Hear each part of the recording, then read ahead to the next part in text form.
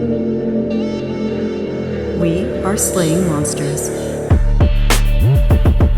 Don't let the ghosts and the ghouls disturb you, darling.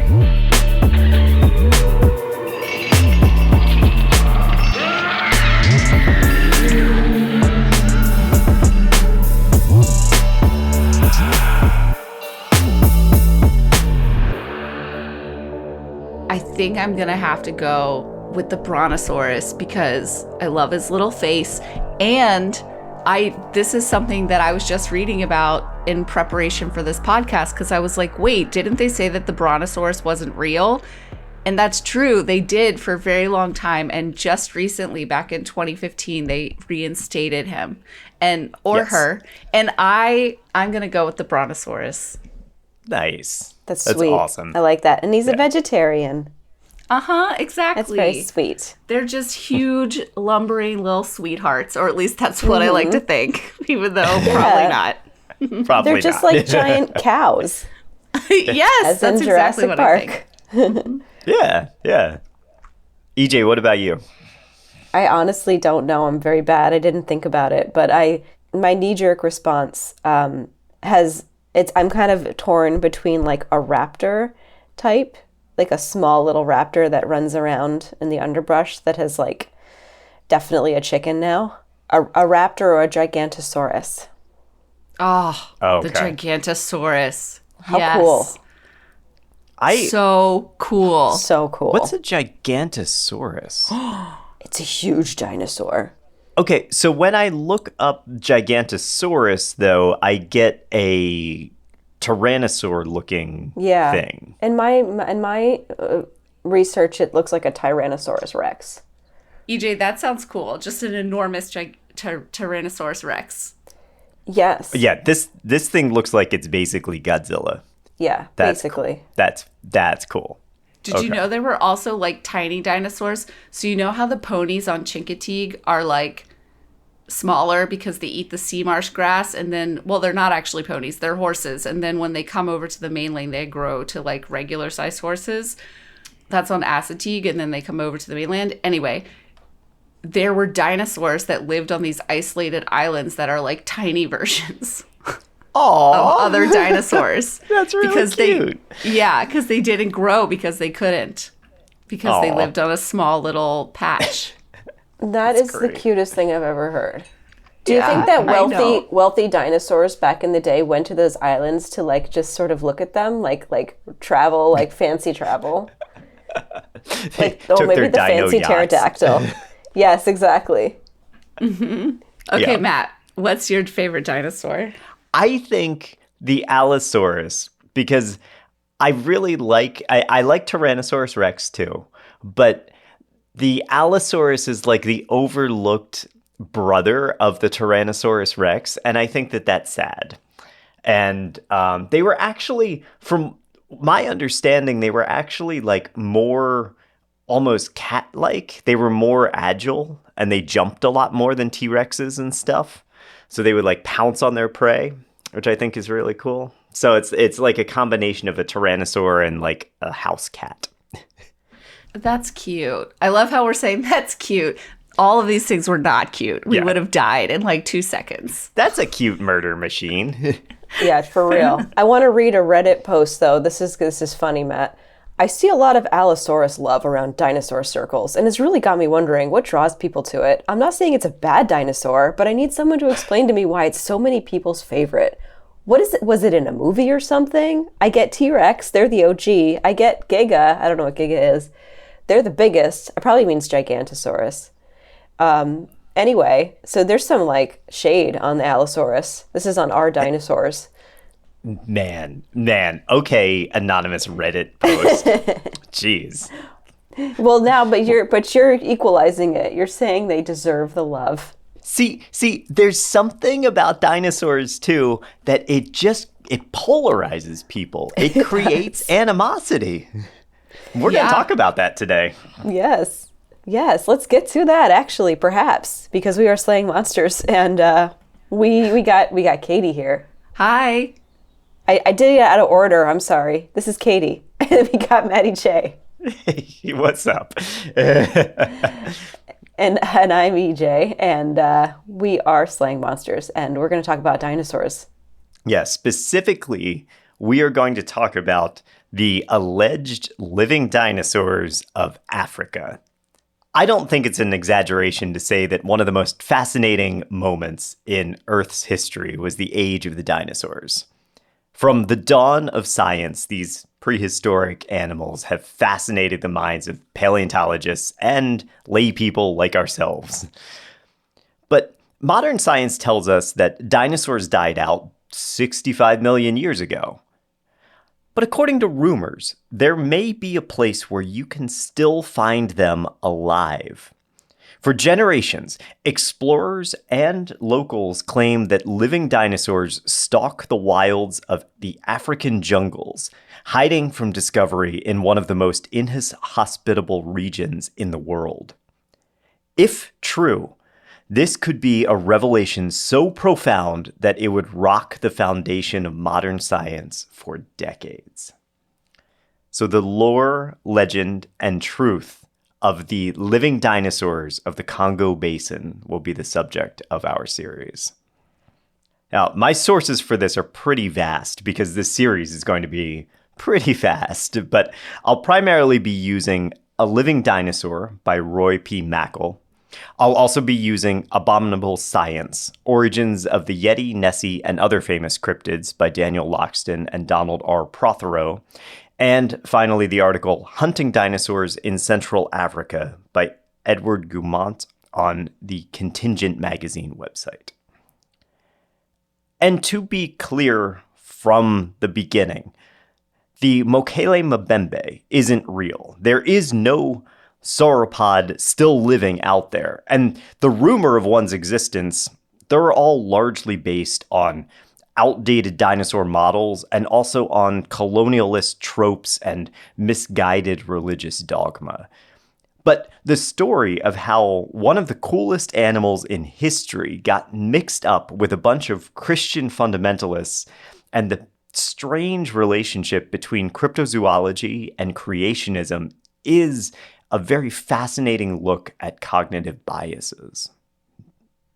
In this episode specifically, we're going to talk a bunch of dinosaur history, and this is something that I've been fascinated by for a very, very long time. So let's dig in to the origin of dinosaurs.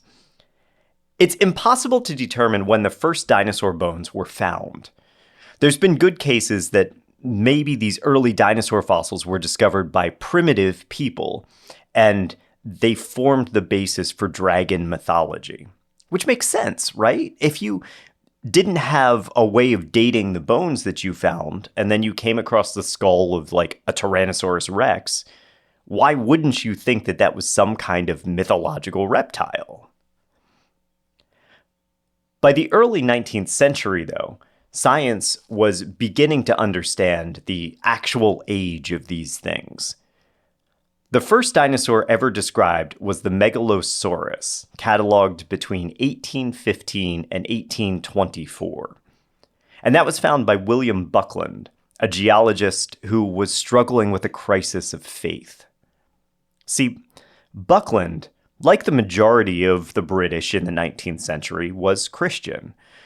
But as his scientific pursuits continued to literally unearth more and more fossils, he was starting to have problems reconciling his religion with the age of these specimens as he was discovering them. If the Earth, as he saw it, was truly created in just a couple of days, and God dropped some people on it almost immediately, why were there remains of animals that predated the first humans? Aliens. Aliens dropped their bones on Earth to screw and then buried with us. them. Yes, just to mess with us. Wait, am I not following? EJ's like, this seems so simple to me. Yeah, what's wrong with that? I need to look up when were the first human remains discovered that were not current humans? Well, the first Neanderthal was 1856, so that was several decades after this. Right. So that was like slightly before Origin of Species was written.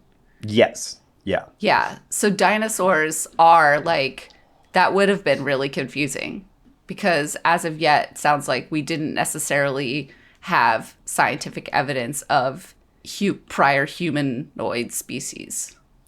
Right. I think, and to contextualize all of this, and we're going to talk about origin of the species and evolution versus creationism and all that stuff in a later episode. But to contextualize all of this, I believe the prevailing thinking at the time is that humans had been existing unchanged since God plopped them onto the earth, and they continued and continued and continued. And I think they understood that there were animals that didn't exist anymore. Like they understood extinction, but I don't think that they knew that things had changed because that was the theory of evolution that Darwin popularized.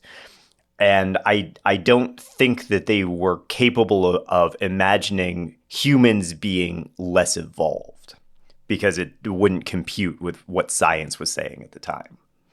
Now, Buckland's specialty was what he called coprolites, but it was actually fossilized feces.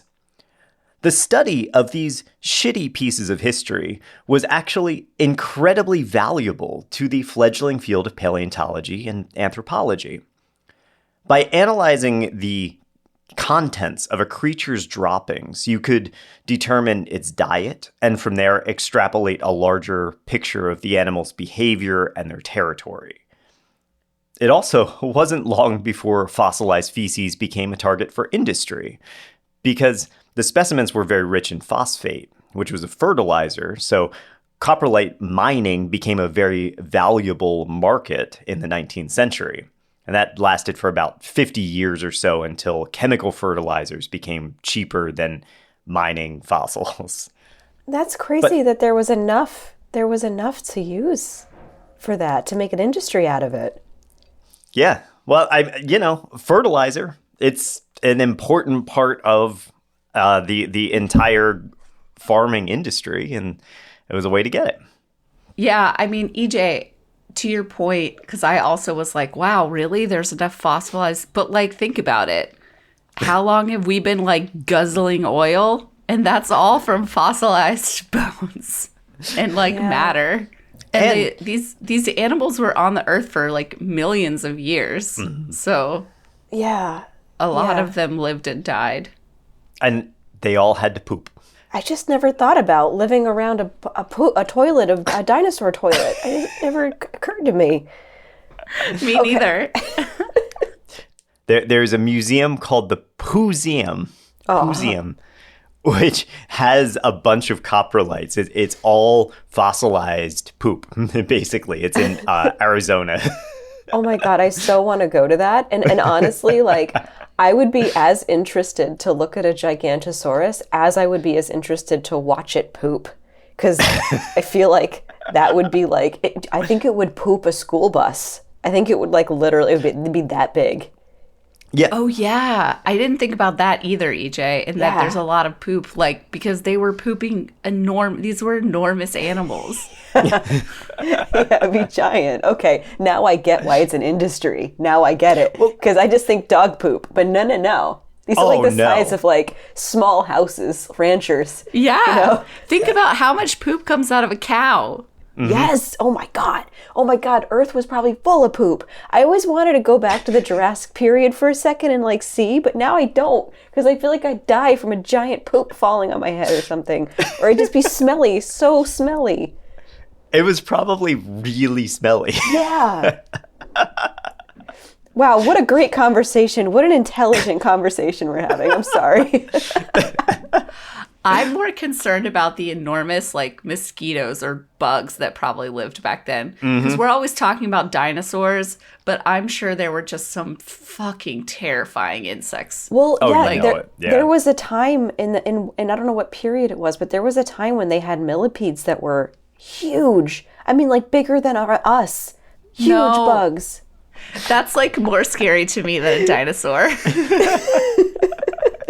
I'm like, dinosaur I can handle. Yeah. I'll just run away or try. I'll probably die, but whatever. But like enormous millipede, no. Just send me to the grave. I don't want to be there. So, William Buckland, he's looking at poop, right? And as he studied his coprolites, he found that he was at odds with his faith.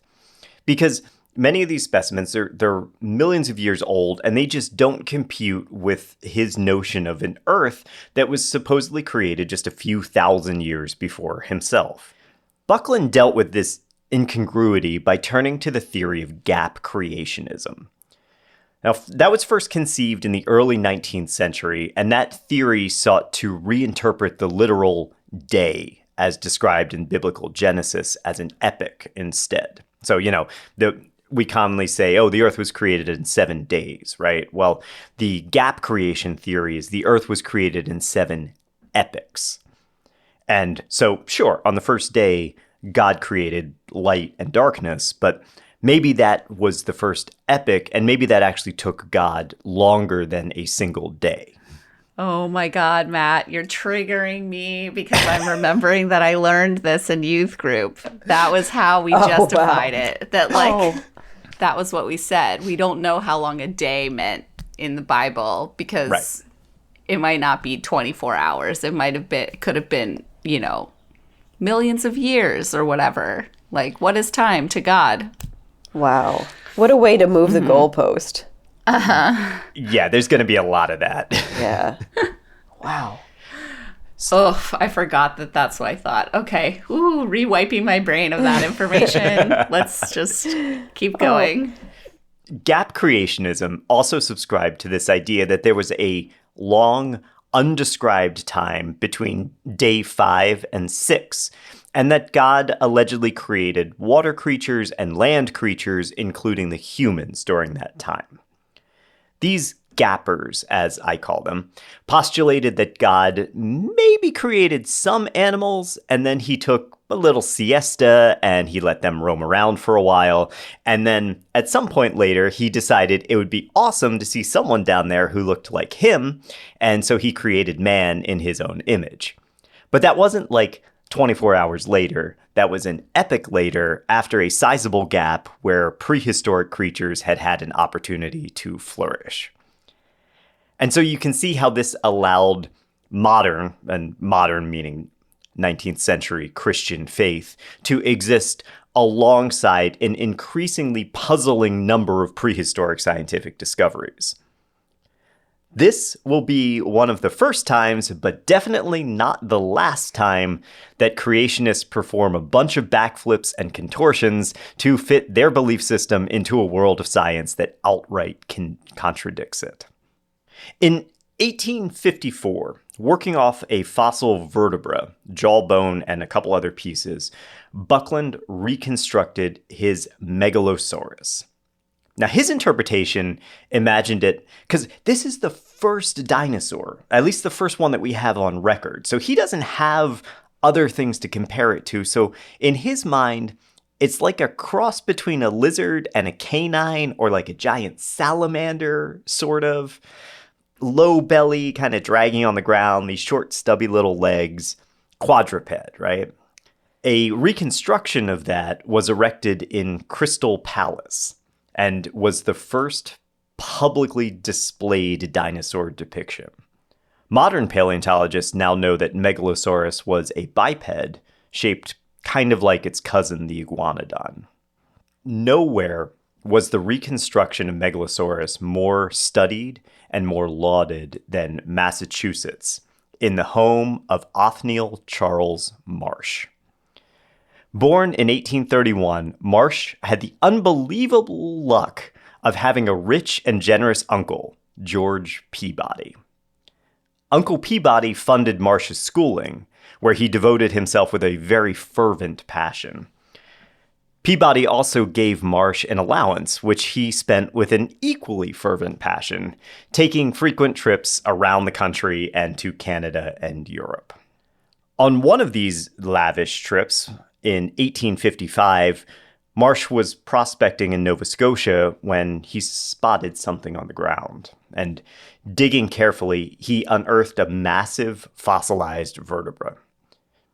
Very excited, Marsh decided that that was part of an ichthyosaur, or that's a aquatic like dino shark.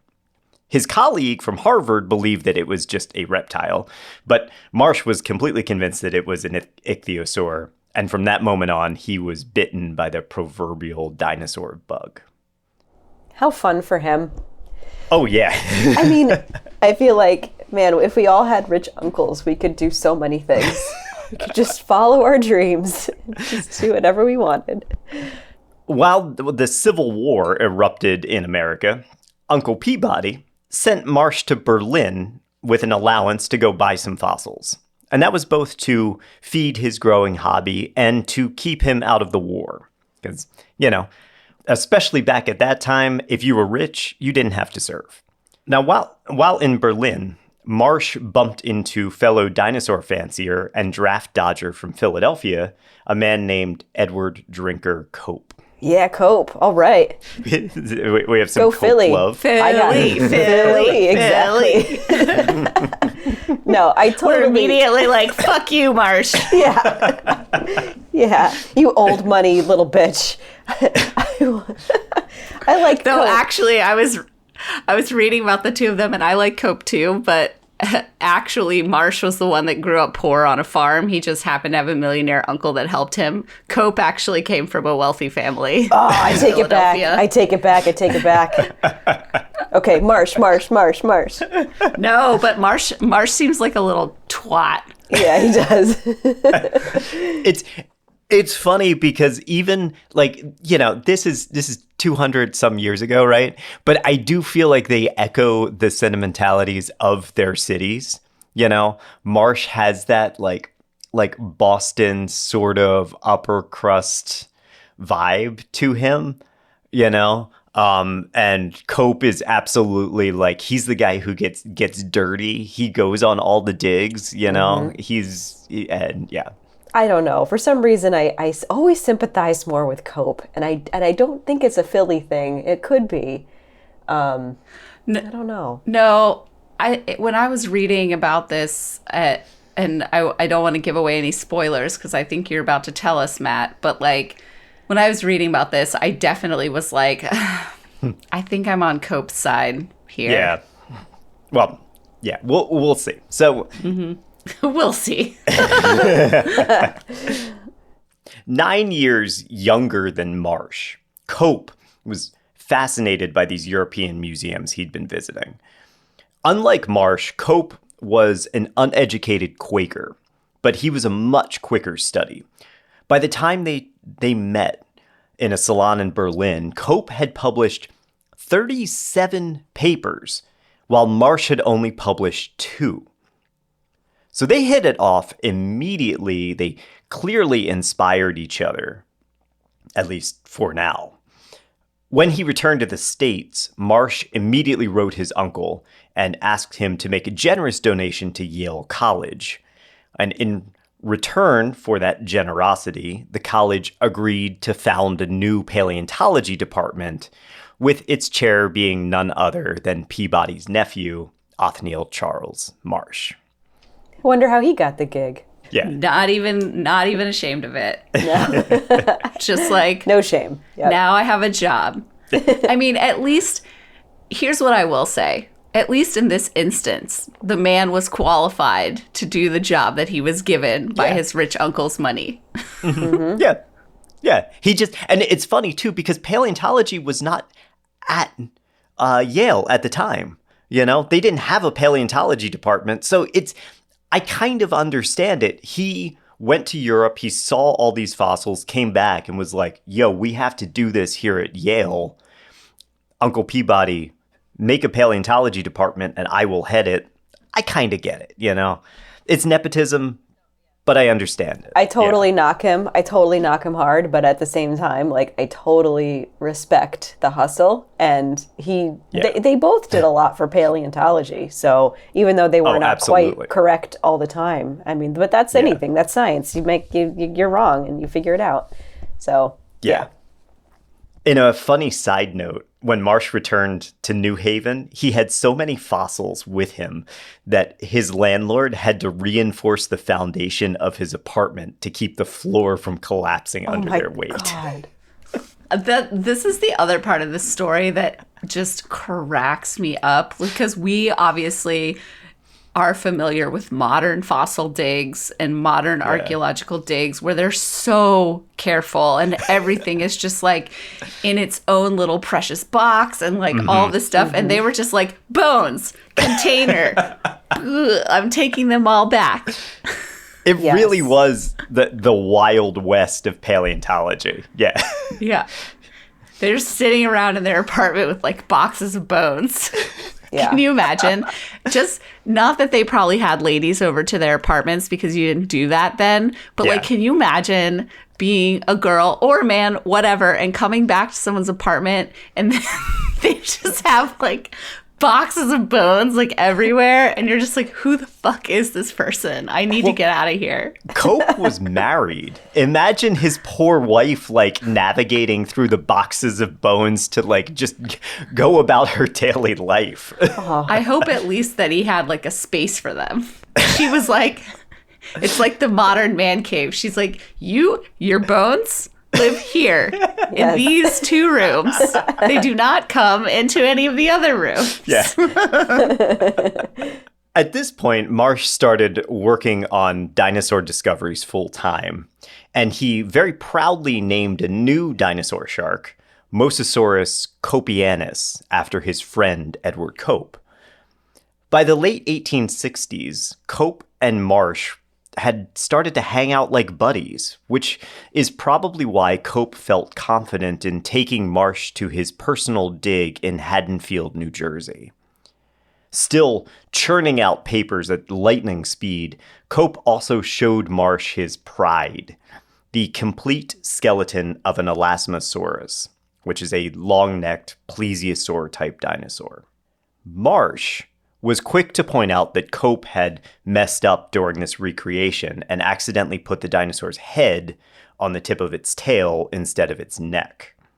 That, obviously embarrassed the young Cope, who had always kind of been intimidated by Marsh's formal schooling. Remember, Cope is a Quaker, he's all self-taught. Their Haddonfield meeting left the men kind of at odds. Cope was upset with himself, and Marsh was now convinced that this Quaker kid didn't really know what he was doing, despite all of his publications. I also think that Marsh had a bit of an inferiority complex surrounding Cope, too, because here's this guy, he's got no formal training, who has outpublished Marsh over and over. Marsh knew how to work his nepotism, but he also wanted so badly to be taken seriously as a naturalist. And meanwhile, Cope came from nothing, had achieved a greater success much more quickly, even if he made some mistakes along the way, right? Yeah, the articles I read about him too was that like Cope was like charming and warm and handsome, and like Marsh was not. Like he was, like he was withdrawn, and he wasn't very gregarious, and like, and none of the articles I read said he was ugly, but like he wasn't, nobody's like remarking on like, oh, look at this tall, handsome guy, like, right. And so, yeah, I think there was some of that too. It's interesting what you said, Matt, about assembling the dinosaur. Mm-hmm. In Haddonfield, because like, so I read 2 articles, one from PBS and one from the BBC about their feud and relationship. And it didn't say where the dinosaur was, but it did say that Cope's mentor, he had invited his mentor and Marsh to both come see the dinosaur. So I don't know if he just I think he found that dinosaur in Haddonfield, but I don't know if that's where he showed it to Marsh. I don't think it really matters. I'm just saying, I think they don't really know. That's like part of this whole story, is that like we're recreating this feud, or we're piecing it together through like the history or whatever. I love this story. I love these guys. I had done a lot of research into it long before I even started this podcast. And I had to, I was constantly feeling like I had to pull myself back from just writing. I could write 5 episodes just on these guys, you know? Yeah. There's a whole sideline to all of this that I'll throw out there, that much of this also coincides with the rise of kind of sensationalist journalism reporting. And there was a journalist who was kind of on the paleontology beat, who was responsible for stoking a lot of the feuds between them and making it seem like they were more at odds and kind of turning them against each other. And that journalist was a complete asshole as well. There's a story about him getting drunk at a party and peeing into the fireplace. And like, it's just... So yeah, a lot of this is secondhand kind of sensationalism as well, right? Yeah. Which I think is important to remember in any time, just in general, to the spirit of this podcast, when you're reading history, like always remembering that not that history isn't factual. A lot of it very much is, right? Like people have done a lot of work to try and recreate what happened in the past so that we can learn from it or know about it. But like also remembering that those stories aren't complete, and also that like just like today, you can tell a story from multiple angles, and when you turn a story in multiple ways, you see different things. You might draw different conclusions. So like, you know, just keeping that in mind when you're doing things. But I think what you're about to say, and is true, is that like Haddonfield was the first real fissure. Yes. Because this conflict, or at least this disagreement at Haddonfield over the Elasmosaurus and where its head should be on its body, prompted Marsh to secretly contact the owner of the Haddonfield site and requested that all future fossils be shipped to Yale.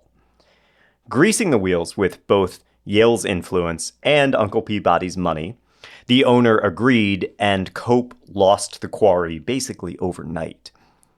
Incensed at this betrayal from someone he thought was a good friend, Cope turned his attention west and to the fresh dinosaur digs in the Great Plains.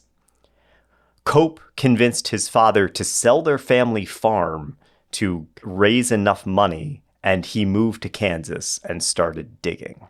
That same year, Uncle Peabody died and left Marsh with a massive inheritance. Not to be outdone, Marsh followed Cope out west, and the two would spend the next 2 decades sabotaging each other's digs and discoveries. This period of paleontology is affectionately called the Bone Wars, which I'm sure is also the name of the gay porn version of the story. I'm so here for it. That is like an old-fashioned heated rivalry if there ever was one. It is, Yes. right? Yes. Somebody make it. Yeah, I would please. watch it. I want you just to cast the same guys, have them maintain the same personalities, and just put beards on them. Which one would be Marsh? I mean, neither one of them is unattractive, so that's I a know. problem. But It's tough. I think probably, yeah, I don't know. I think probably Connor's story would be Cope and Hudson Williams would be Marsh, right? Yeah, I think so. I can see that. They I could can almost see do that. either one. It's such diverse talent. I mean, they could really do either one. So anyway, in the highly condensed version of the story of the Bone Wars, Cope took a job with the U.S. Geological Society so he could roam all over the territory and look for fossils. He hired a guide named Benjamin Mudge, who had been mistreated by Marsh during Marsh's expeditions. This outraged Marsh, who convinced Mudge to spy on Cope by paying him more. Mudge himself would continue to flip-flop throughout the entire course of the Bone Wars. Cope divided his time between his digs and his home back in Pennsylvania, while Marsh largely stayed out of the Western conflict and instead had his lackeys do the dirty work for him. Cope was very hands-on the whole time, and that role would ultimately cost him his health. He would continually work himself to exhaustion and illness. Famously, during this time, Marsh discovered what he called a brontosaurus, or a thunder lizard.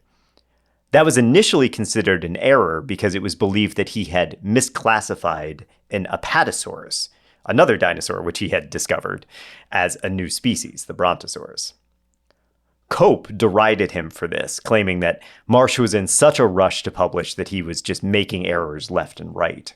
However, as you said, Katie, in 2015, it was determined that the brontosaurus was indeed a distinct species from the apatosaurus. They both named so many dinosaurs, and it was messy, right? Because they weren't doing they weren't being as careful as paleontologists today would be. And between when they were working and now, there was a little bit of a mess that like paleontologists had to clean up, which was basically going through everything that they had done and being like, is this a new dinosaur, or is it another dinosaur, or is it the same dinosaur and they just didn't have all the bones, or they were looking at them differently and so they thought it was a new dinosaur. But then the second piece was on the brontosaurus. I was reading from the Natural History Museum in the UK, and they were saying that the only way that they ended up really being able to know that the brontosaurus was different from the apatosaurus was because of another dinosaur that they discovered, the Diplodocus. Where is it? Yes, thank you. Yep. So like, it's like yes and right. It's so it's so interesting how that is, because it's like, okay, he thought that they were different. He ended up being right, but it like totally makes sense that other people were like, no, you're wrong, because they actually didn't really have a whole picture and didn't really know. And I think just a reminder that science and paleontology and things are doing what you can with like incomplete pictures of the record and like trying to sort through it. Marsh believed that these massive sauropods, like the apatosaurus, the brontosaurus, must have spent a great deal of time in the water because their bodies couldn't possibly support a fully land-based existence. To him, they were way too heavy and they would basically just collapse under their own weight unless they were able to relieve their mass with some kind of aquatic buoyancy. And that theory was actually believed for over a century and was the common depiction of sauropods primarily like submerged in swamps. That was how we thought of them. We know today that that wasn't the case, and Apatosaurus was actually a terrestrial animal, but we'll come back to all of that biology a little bit later. The Bone Wars conflict came to a head in Como Bluff, Wyoming, with the discovery of Allosaurus and Brontosaurus. But Cope and Marsh came upon that site independently of each other and set up their own digs and just could not keep out of each other's affairs. Cope sent a team of dinosaur rustlers to steal fossils from Marsh. In retaliation, Marsh ordered his workers to sneak onto Cope's dig site and destroy the fossils Cope had found. Although they performed the job, the workers decided that they weren't being paid enough, and they quit Marsh's site and went to work for Cope instead. Oh, wow. Yeah, the destruction of the fossils and stuff is such a black mark in the history of paleontology. It's crazy. It's crazy the lengths that these guys went to. I can sort of imagine that like there were so many bones that they just like didn't think of it. They were just like, whatever, like, oh, we'll get rid of these bones. Not thinking it's like, well, we can never create any more. That's all there is, like. It didn't even enter into their minds. It was just that rush to publish and get as many new dinosaur species out there as possible. That was the only thing that they were focused on. Yeah. Like now when I think of it, I'm like, oh my God. You just destroyed like invaluable scientific record. And they may very well have destroyed dinosaurs that we have no other samples of. There might be something that we don't know about and we never will because they destroyed it. It's sad because there was a moment in which everything flipped. So at one point they were still thinking about dinosaurs, but then something flipped and it all became about a rivalry, and the dinosaurs took a back seat, and it was all revenge, and it's such a shame. Desperate but wealthy, Marsh bullied himself into heading the U.S. Geological Society and used his new power to cut funding to Cope's digs. As a result, Cope found himself funding his own expeditions out of his pocket and quickly started to run low on cash. So he took a job teaching at the University of Pennsylvania in Philadelphia and started cataloging Marsh's misdeeds during their digs. Kind of just had a little journal of all of the shit that Marsh did while they were out there. Dude, if he was just thinking about dinosaurs, they would be doing so much more amazing shit, and just wasting their time on this petty shit is just so sad. I know. There's so much of their time was focused on just one-upping each other. Yeah. When Marsh's geological survey came knocking on Cope's door and tried to seize the fossils he had collected, Cope exploded and published all of the shit that Marsh had done to him over the years. Marsh was promptly removed from his position at the USGS. Unfortunately, though, UPenn didn't want any of this to blow back on them, and they fired Cope. With failing health and little money, Cope sold the remainder of his fossils to the Natural History Museum for lower than his asking price. He treated himself with morphine, formaldehyde, and belladonna, and continued to lecture from his bed. In 1897, he died and left his body to science, hoping to prove that his brain was larger than Marsh's. Stop. Is that real? Yes. Yep. Oh my God. These two need to chill the fuck out. I know. Can you imagine hating somebody that much all your life? Like, how No. it takes a toll on your and everything. It's gotta shorten your life. Get over it. Yeah. 2 years later, Marsh caught pneumonia and died. He had $186 left in his bank account, having depleted pretty much all of Uncle Peabody's fortune during the Bone Wars. His fossils were largely donated to Yale after his death. I don't know if they actually compared his brain to Cope's, but that was all based on the flawed science of phrenology, so it wouldn't really matter if they did. Well, good for Marsh. You can't take it with you, so you might as well spend it. I guess so. And, to be fair, a lot of it, not only spend it, but a lot of it did translate into all of the fossils that we have today. So, well spent. It wasn't like he was just living it up and buying expensive bottles of wine or something. Yeah. Right. I do think, just these two, neither of them figured out that the biggest insult is indifference. You really want to make them mad? Just don't give a fuck about that person. Despite this feud, or maybe because of it, the paleontologist made some of the most important discoveries in the history of science. Before the Bone Wars, there were only 9 known dinosaur species. Cope and Marsh named over 130 in just 20 years. And many of their discoveries are still the basis for the reconstructions in museums today. This includes Stegosaurus, Triceratops, Diplodocus, and many, many, many others. In addition to bringing a bunch of new dinosaur species to light, the Cope and Marsh feud sparked the public's interest in these creatures. Eager to show people what these animals looked like, dinosaur reconstructions started popping up all over the country. In 1905, Marsh's Brontosaurus skeleton was exhibited at the New York History Museum, along with several other of his fossils.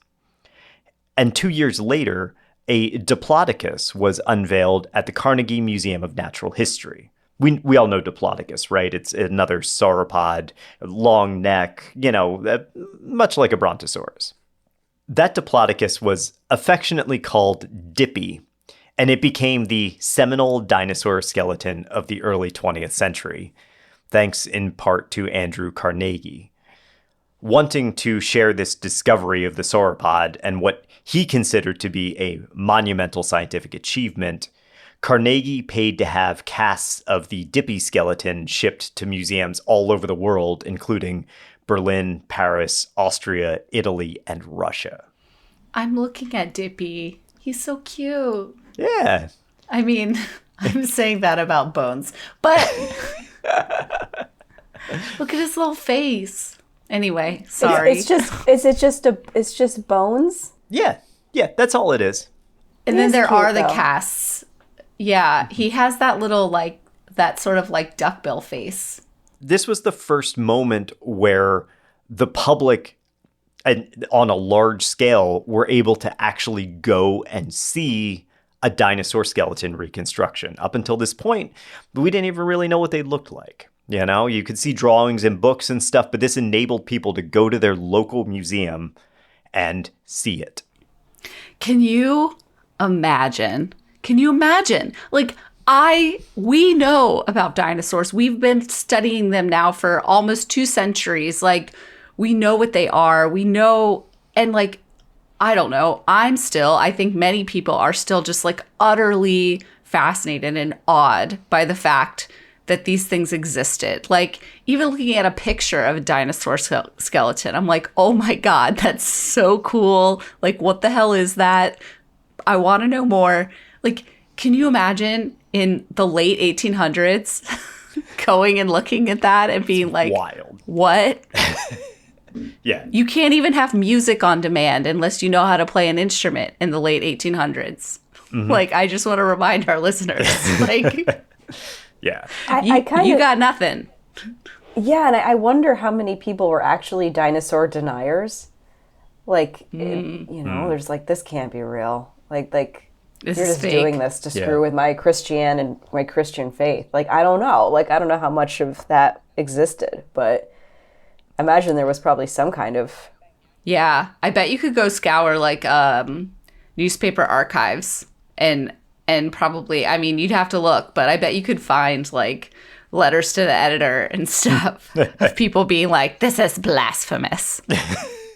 Just a few years after Dippy was exhibited, in 1912, Sir Arthur Conan Doyle published his own dinosaur fiction, the speculative The Lost World.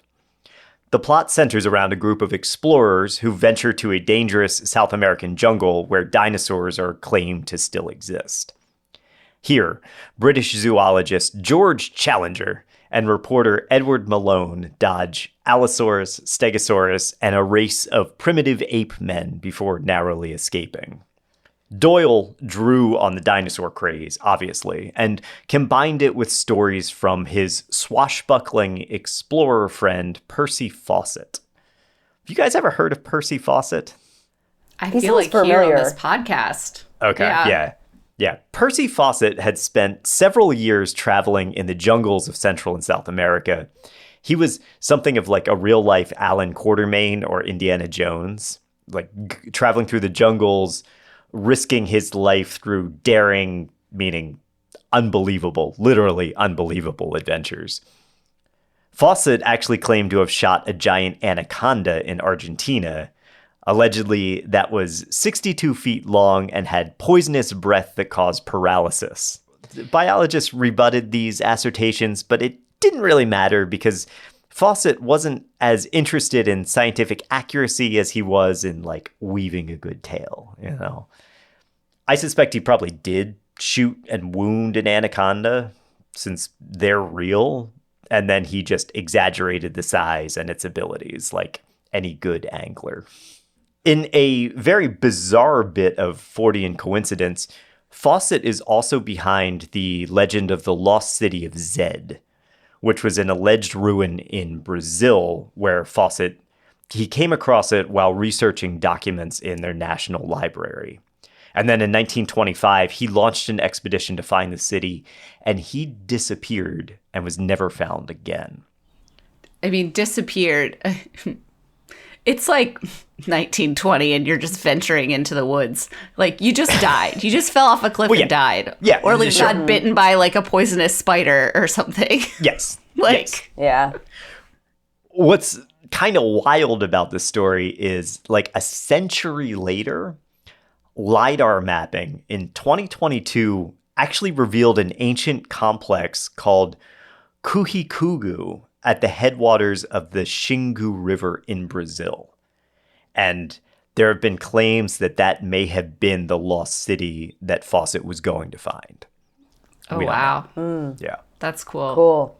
I mean, what surprises me is that anybody ever came back from venturing into the woods in like 1915. Really. You're like, oh, I'm just going to go into the jungles in South America. And then they would like come back and like, I don't know. As we've discussed, I'm an indoor cat. And like, I'm just like, I would have died on like day 3, probably. Yeah, and these people weren't all decked out in like REI gear. Like they were like wearing No. cotton and wool and horrible Yeah. shoes and yeah.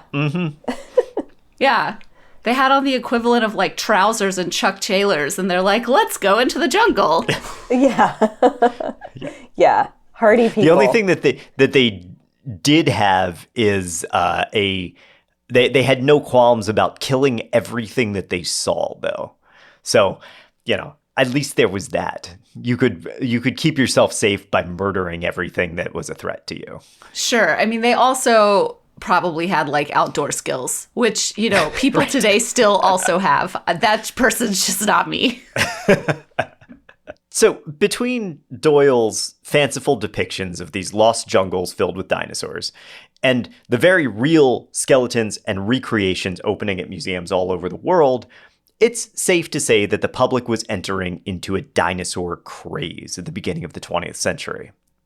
And no one would go crazier for dinosaurs in the early 20th century than German zookeeper, animal trafficker, and racist piece of shit Carl Hagenbeck. Boo. What a description. Yeah, is that on his LinkedIn profile? I call it like I see it. Yeah. Born in 1844, Hagenbeck's father was a fishmonger who traded exotic animals on the side. For his 14th birthday, Hagenbeck didn't get a pet goldfish. He got some seals and a polar bear. Yes, a The fuck? polar bear. Was it a baby though? Because probably you should not have polar bears. Don't do it. But like, can you imagine a little baby polar bear? I mean, really, Aw, dream. I know. To like It pet is a a baby dream. polar bear. How do you- But it doesn't Yes. matter. Eventually, the baby Yes. polar bear isn't a baby anymore. I still want to pet a giant polar bear. It's just, it would rip my head off. But like, if there was a world where I could like snuggle the face of an enormous polar bear, I would do it. Yes. Also, I feel like this is a terrible present because his presents are going to eat each other. It's seals and a polar bear. The polar bear's just going to eat the seals. That is really awful. Yes. That's a good point. Just natural enemies. And look, like I know keeping exotic animals was like just sort of a thing that rich people did and still do, honestly. But Hagenbeck took this to a whole other level. Growing up, he became fascinated with exotic animals, and to feed this interest, he started accompanying hunters on trips where he immersed himself in local cultures and gained a nuanced understanding of the human experience in other places. No, just kidding. He kidnapped people and brought them back like they were zoo animals. Really? Yeah. Wait, what? Yes. Oh, I'm so glad Katie doesn't know about this. Oh, yeah. She can see the horror of it firsthand. Okay. Okay. I mean, we had slavery, which is essentially the same thing. But No. This is different than slavery. This is a whole fucking different ball of wax. Okay. So in 1876, Hagenbeck started showing a traveling exhibit of Nubians, which he toured around Europe. Just a few years later, he did the same thing with a group of Inuit who eventually died of smallpox because they were never inoculated. He called these exhibits savages in their natural state and gave spectators the opportunity to look at people from other cultures as if they were fucking animals. Wait, but in their natural state, what are you talking about? Like, He created these human zoos. Now, human zoos, this concept had been around for centuries, but he had this like idea that you could take people from another place, bring them to the quote unquote modern world, and then recreate the environment that they were living in. And then you would have people come, pay money to see them, almost like a theater show. Like they would be on this stage or in this area doing the things that they would do in their normal culture, and people could come and watch them. Behind a fence. Absolutely disgusting. yeah, it's called reenacting, dude. Like, just, we do that all the time now. It's called reenacting. You don't need to kidnap them. You don't need to, you can just pretend. And Like, and it, what? he kidnapped them. How was he not murdered by some of these people? This is That's what a great, I'm wondering. great question. I don't know. I don't know. He'll get his in the end. Just wait. Okay. He had this twisted sense of authenticity when it came to recreating their environment that these people came from. So his exhibits recreated the living conditions where they came from and became almost like these mini theater shows. So you would have these people participating in their daily lives, like just eating, existing, while the gentry would come, pay money for a ticket, and watch them go about their lives. The thing is, that doesn't even work. Like, I'm thinking about Inuit, for example. Not all Inuit people, obviously, but a lot of Inuit people like live on the water and go out in the ocean and like hunt seals with harpoons and all this other stuff. Like, they're not doing that in some like box that you're putting them in New York or wherever the fuck this dude was. Right. Germany. Like, but yes. Germany. Okay, yeah, they're just like sitting in what? I don't know, some faux house that you think looks like their old house. Pretty much. And he would have those recreations done, but it was all fake, right? It wasn't like real. It's not anything. It's not anything he says it is. All it is No. just like staring at people that are different from you and thinking that that is somehow like giving you some sort of like window into their lives. Right. Now that whole philosophy of authenticity was also carried over into Hagenbeck's animal exhibits, where the animals were also put on display in their own recreated habitats. And that was kind of a novel idea at the time, because most zoos were still showing animals in stark concrete enclosures or metal cages. You know, you'd go see a tiger and it's just in a cage, right? Hagenbeck gave his zoo goers something they couldn't get anywhere else, a mini trip to a foreign land, at least, you know, a recreated one. And I will say that even at the time, these human zoos were derided by the public for very, very obvious reasons. Oh, but that's at the good. same time, it wasn't considered a great thing. But people were going. People were going, yeah. And at the same time, there was an almost obligatory conservation to them, because recreating the lands and the customs of what he called these primitive people, Hagenbeck cemented this idea that these cultures were undeveloped and were ultimately doomed to extinction as colonialism took over. And so there were actually anthropologists who sided with Hagenbeck and claimed that this was the way that we could preserve these cultures before their prehistoric ways were crushed under the wheels of modernity. And that all stems back to this idea that we, and when I say we, I mean essentially the Western world, Europe at that time, were just going to take over the entire world and turn it all into Western Europe. Now, Very twisted. It really is. It really is. But this was a philosophy, and we're going to talk about it in the next episode, but this was a philosophy that Germany, Britain had when it came to Africa. This idea that we're going to go down there and we are going to turn that into a African version of our home country. There was no preservation. It was like, we are going to convert all of these people over into the European way. I see a small parallel here in, they're not equals at all, but the way that we kind of look at conservation when it comes to zoos and the way that we justify zoos. I think that there's like this yes and no about how zoos are good. There are some that, help with conservation and rehabilitation.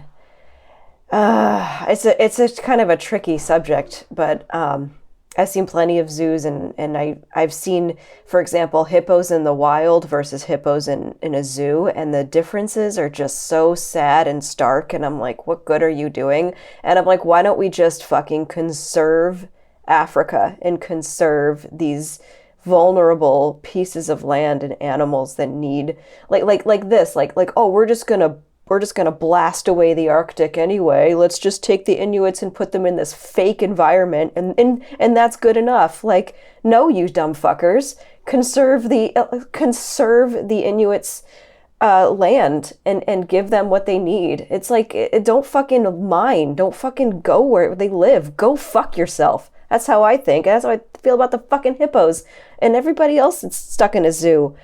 Sorry. Zoos are going to come after me now. Here's an idea. Stop colonizing everything. Yeah, stop fucking farming the goddamn Brazilian rainforest into nothing so you can have your goddamn corn to feed the cows in Iowa. Go fuck yourself. Any reasonable scientist would at least ignore anything Hagenbeck had to say. Honestly, I think any reasonable scientist should probably punch the guy in the nuts. But unfortunately for anthropology, Hagenbeck was considered something of an authority on the cultures of these isolated tribes, because he had gone to these places to collect them, meaning kidnap them, and he'd also been living and talking with them for years. So people really took him as an authority when it came to their belief system, their mythology, their culture. They thought that Hagenbeck knew what he was talking about. And they listened when he floated the idea that there might be surviving dinosaurs in Africa. In his 1909 book, Beasts and Men, Hagenbeck quoted both the indigenous Africans he had interacted with and his own hunting contacts, which talked about a mysterious animal called the Mokele Mbembe. In the depths of the great swamps of Rhodesia, there dwelt a huge monster, half elephant, half dragon. It seemed to me some kind of dinosaur, seemingly akin to the Brontosaurus. If this prodigious dinosaur, which is supposed to have been extinct for hundreds of thousands of years, be still in existence, what other wonders may not be brought to light? Way off on the time frame there, Boo. Not hundreds of thousands of years. Millions and millions and millions of years. And we knew that at the time. We knew that. Yes. That's just Hagenbeck being wrong. Now, today, if someone claimed this, we would just laugh this off or make them the Secretary of Education. But Hagenbeck's ramblings came at a perfect nexus point, 1909. So dinosaurs were in the public consciousness. Natural history was being reshaped in real time. These foreign lands are places of mystery, buoyed by the swashbuckling tales of daring adventurers encountering these mythical creatures like the giant anaconda that Percy Fawcett shot. And leading the charge, unfortunately, is Carl Hagenbeck, who has made a name for himself as one of the most influential animal traders in the world. So the public thinks if anyone knew about the wilds of the jungle in other countries, it's this guy. In 1913, Hagenbeck was handling a snake and was accidentally bitten. He died shortly after, and his sons continued his zoos until World War II, when the Nazis banned them because they were afraid of interbreeding with foreigners. Today, Hagenbeck is memorialized by the Tierpark Hagenbeck Zoo in Hamburg, although it should be made clear that they no longer display humans. Wow, so wait, it took until World War II for this shit to stop? Yes. They were doing it in Yes. the 30s and the 40s. I mean, that's horrifying. But I also want to point out how gross and fucked up the Nazis were, that they were just like, well, we can't have these people in zoos that are from other cultures because what if they have sex with someone that's white? Yeah, not because it's wrong, but because it's like double wrong. It's like, what the fuck? They're like doubling down Yeah. on the racism. Yes. Yeah, it's like that. It's almost the broken clock analogy, right? The Nazis are like, well, you can't have human zoos. You're like, oh, you're right about that. And they're like, because of the interbreeding. You're like, wait, whoa. Because of the integration. The possible integration. It's like, yeah, dude, no, I don't think that's going to happen, but okay. Yeah.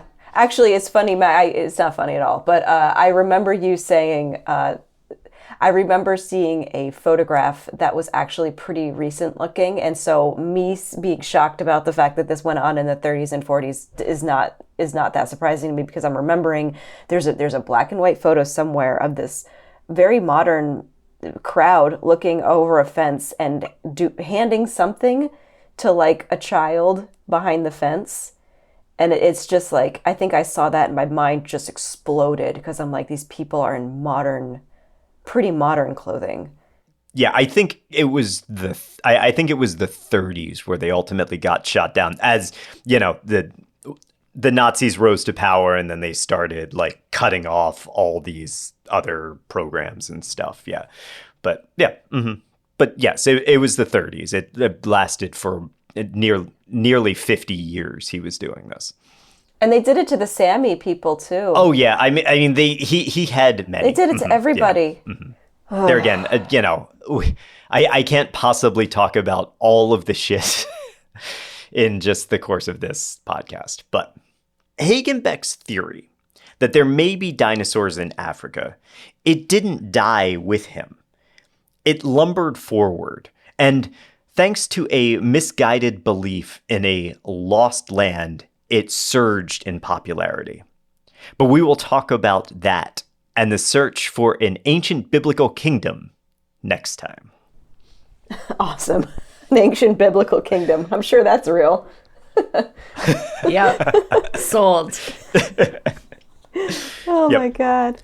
The ancient biblical kingdom deposited by aliens. You know what's funny is that we sort of talk about aliens and we joked about aliens tangentially, but I think one of the reasons that was never offered as a possibility throughout all of this is that aliens were not in the cultural zeitgeist until the end of the 19th century. Like the first initial ideas of people from another world weren't until I think the 1890s. Before then, we didn't even have a concept that there could be life on another planet. No, I mean, we did. It was like angels and stuff and ghosts, but not the same. That's not the same at all. Yeah, totally different thing though. Yeah. There you go. That is our introduction, and I finally got to talk about the Bone Wars and Cope and Marsh feud, which I am thrilled about. So, any closing thoughts about dinosaurs, the Bone Wars? I don't have any great thoughts. Just, stupidity finds a way. Ego, turns out, still bad. All right. Well, thank you all so much for joining us on this part 1 of our very large Living Dinosaurs series.